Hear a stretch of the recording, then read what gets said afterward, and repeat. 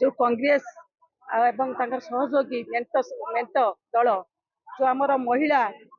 33 reservation महिला bill की जो नाली बटम चिपी आम महिला मान स्वर दबे देती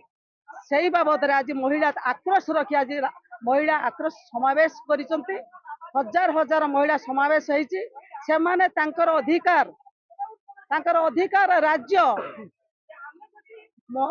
विधानसभा हो बा लोकसभा हो से माने केमिति राजनीतिक अधिकार सेठी साब्यस्त करेंगे भोट आम 50% महिला आम भोट दौचु कहीं आम आईन प्रणयन करूँ कहीं आम नीति निर्धारण करूँ कहीं महिला मान स्वर चपाई दिज्व राजनीति आम आग को जीवु ए स्वर आहरी जारी रपर्यंत ए कांग्रेस आर सहयोगी दल ए महिला हक ए दाबीर जदि आमर एमाने न मानी से पर्यंत ये आंदोलन जारी महिला ता अधिकार छड़ेब जेपर्यंत ये अधिकार से न पाई से पर्यंत ये महिला माने आंदोलन जारी आग को आसुच त्रिस्तरीय निर्वाचन यार जवाब प्रत्येक महिला गाँव देवे ए कांग्रेस ए बिजु जनता दल महिला मान स्वर को जो चापी देती तार उचित जवाब आगामी त्रिस्तरीय निर्वाचन में माँ मैंने गाँ गाँव से जवाब देते जो नारी शक्ति बंधन अधिनियम पारित होता पार्लियामेंट रे आज आम समस्ते देखी एप्रिल 17 तारिख दिन सारा विश्व मध्य देखी सारा भारत वर्षर महिला माने देखी भारत वर्षर समग्र जनसाधारण यदि 140 कोटी से 70 कोटी महिला बसवास करुँच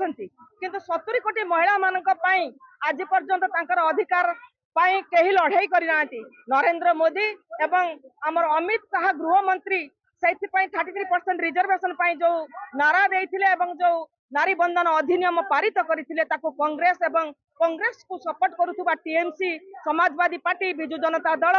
डीएमके एमाने विरोध कले जे महिला माने जदि 33% रिजर्वेशन पाई जाते पुणी बीजेपी सरकार रे पाई जाते ताहले बीजेपी वाला बोधे हुए माइलेज नहीं जिवे किंतु प्रकृत पक्षे उद्देश्य सही नथिला आपण माने समस्त देखिचंती मीडिया रे आसिला जे निजे अमित शाह बसिकी कहले जे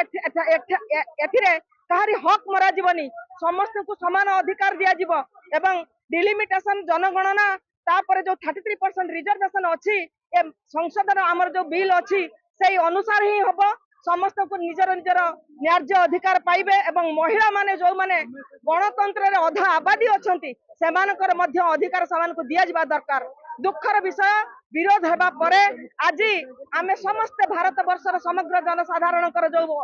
अच्छी अधा महिला संख्या समस्त आज आक्रोश प्रदर्शन करुछंती घंटेश्वर ठारे मध्य आमे प्रदर्शन करुछु एया जे पर्यंत महिला मानक समानकर संवैधानिक अधिकार न मिलिबो से पर्यंत ये आंदोलन जारी रहिबो।